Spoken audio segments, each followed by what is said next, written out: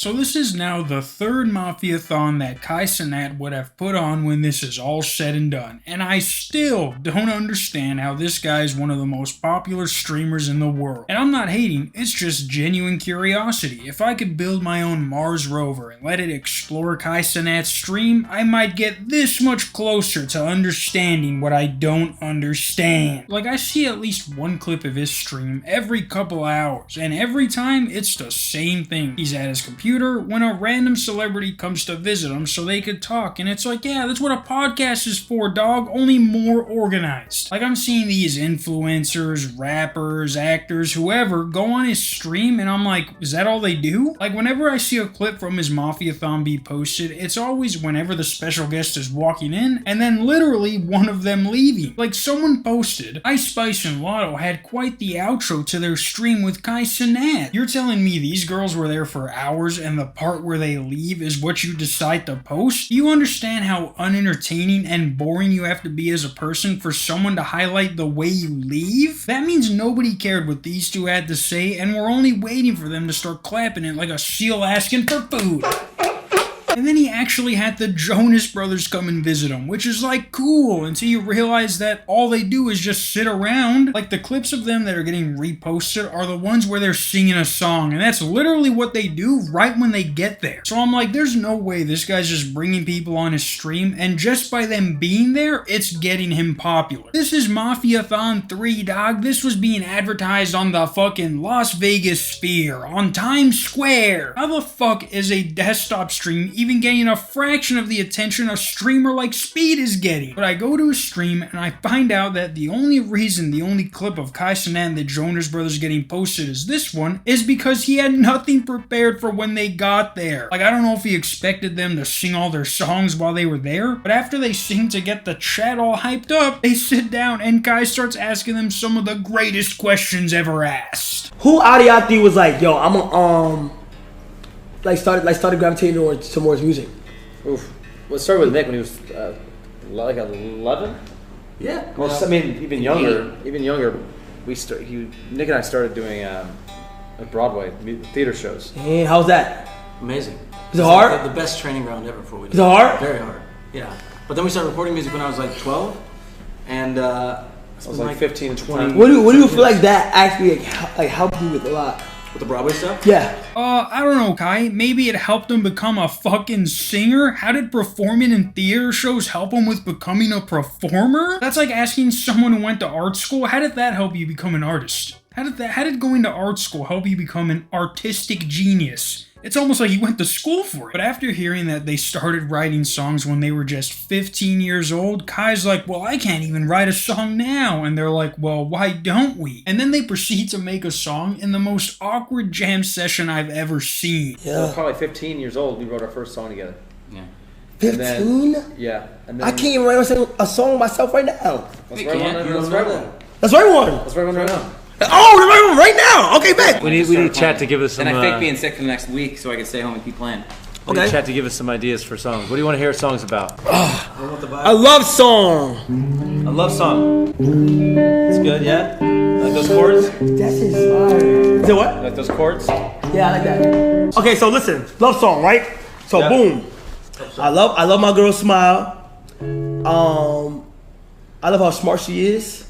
Yeah. I love. Confidence, you said. Where's she from? She's from Louisiana. Where do I start? Found a way into my heart, like a spark. I feel it.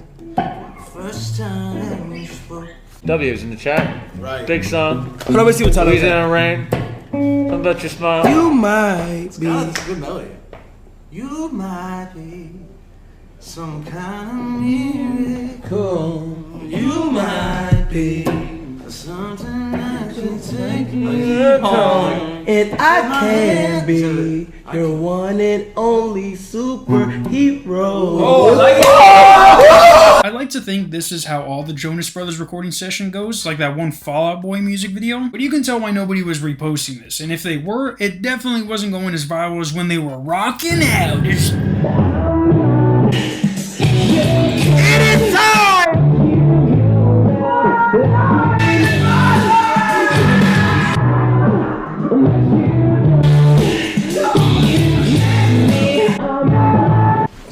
up here? What up? What up, yeah? Hey, hold on. Can I be the fourth Jonas brother? Yeah, just like I can be the next member of One Direction. But after they try and fail to write a full song that's past one line of lyrics, they start going around the house. But for some reason, he doesn't have a cameraman following him, and instead we're left watching the stream from these cameras they have up, regardless of how shitty the angle is.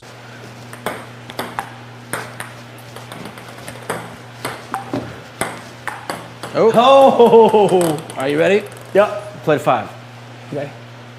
Yeah, I love watching a stream where the camera is focused on whatever the fuck this thing is. This guy just passed Ninja in followers on Twitch for streams like this. Yeah, Ninja plays Fortnite, but I can guarantee you he's not making us watch him play ping pong with the Jonas Brothers from so far back that if you showed this to anyone, they'd be like, hey, why is this black guy playing ping pong with these 3 rich guys? No, the black guy is the one who actually owns the house. Yeah. Okay. But they basically get a tour of the whole property before going back to his room so they can give their little motivational speech, and that's it. They were there for like an hour. And even on TikTok, people are reposting the part where they make the song, but they only clip like 1 minute of it, purposely leaving out that they spent 10 minutes failing to write a song that they just abandoned and never went back to. You understand how dope it would be if you wrote a song for your girlfriend on stream with the Jonas Brothers? If Kai needs an idea, man, I'm right here, because obviously everyone over there has poop water for brains. Dirty brown poop water brain. But one of the next clips I see getting posted is when Ice Cube shows up, and he starts telling him about how his War of the Worlds movie was filmed. Can you explain this right here? This is a movie I did in 2020 during the pandemic. This a movie from 5 years ago? 5 years ago. And we was shooting it, we shot it in 15 days, and it was during the pandemic, so the director wasn't in there, none of the actors was in there. This was the only way we could really shoot the movie. Now, aside from that being insane information, I'm like, there's no way that he brought him there to do this. It's fucking Ice Cube. He has his own basketball league, for shit's sake. At least take him out to shoot a few free throws. But nope. All Kai does is play Ice Cube some songs that are by the people sitting right next to him. So he basically just has Ice Cube rate his friend's music and then asks him about the movie, then has him sign his PC or whatever, then says his speech, and then leaves. He was there for like 20 minutes. If you know you were going to have celebrities come over, how do you have nothing prepared for them? Like, whoever is producing this had to have been like, should we take Kai to the basketball court? Should we tell Kai to take Ice Cube to the basketball court? And the other guy's like, nah, let Kai wing it. He's always good with that. He always knows what to do. Just let him do whatever. Off the top of the dome freestyle shit. But that's not even the craziest part about any of this, because last night he did a hotbox stream with Snoop Dogg and Wiz Khalifa. Basically, they were smoking inside a car with all the windows rolled up, and we're getting fucking sloshed, bro. I remember doing this in high school, getting fucking twisted. But as you can see from these screenshots, it gets nice and foggy in there, and then this is them 5 minutes later.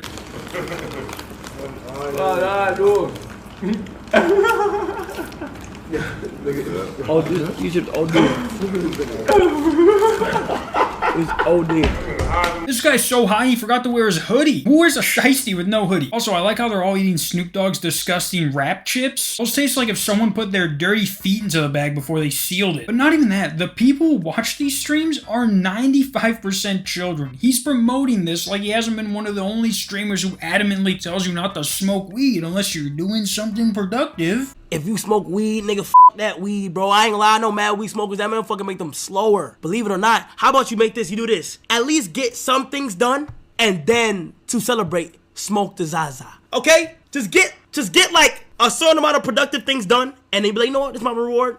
Let me hit the Zaza. Cause when you start looking at life like that, bro, unless you're a great worker while you smoke weed and shit, but like, bro, I know mad niggas, they be moving slow off that motherfucker. Tell Snoop Dogg, no, see, this is where you got it wrong. Snoop Dogg is Snoop Dogg already. He did what he had to do. You see, that's your problem. You worried about another nigga instead of worrying about yourself. Says the guy who's worried about other people smoking weed. But what's insane is that it is well known that his audience is mainly kids. He can say that he makes content for grown men, but that's just a fucking lie. But this stream where he smokes weed on camera wasn't labeled as an 18+ stream on YouTube or Twitch. Speed is literally touring the country, giving people free trips to Rome and a bunch of other stuff. Meanwhile, Kai is having all his friends eat chips while they're high out of their fucking balls. And look, I don't care if you smoke weed. I'll smoke weed right now if I was getting that Kai Cenat treatment, but I'm not gonna smoke weed on my stream for a challenge when I know most of my viewers aren't even old enough to get their permit yet, let alone be old enough to smoke weed. I get that Kai has his moments and celebrities love him apparently, but there is no way someone who puts out streams like this for a majority of their streaming career has this big of a following. Like, unless a celebrity is streaming with Kai, he is not going to go as viral versus any other streamer that will just go viral by themselves. When Kai's by himself, this is what we get.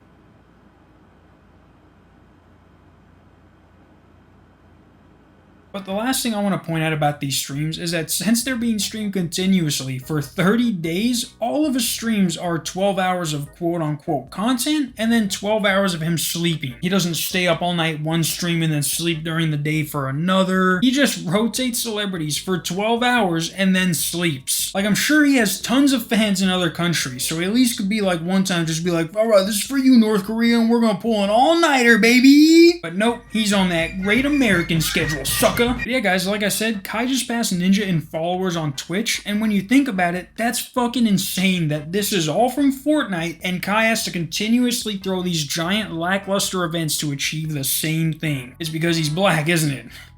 Thanks, Obama. Until Monday, because tomorrow is all-day football, baby. Peace.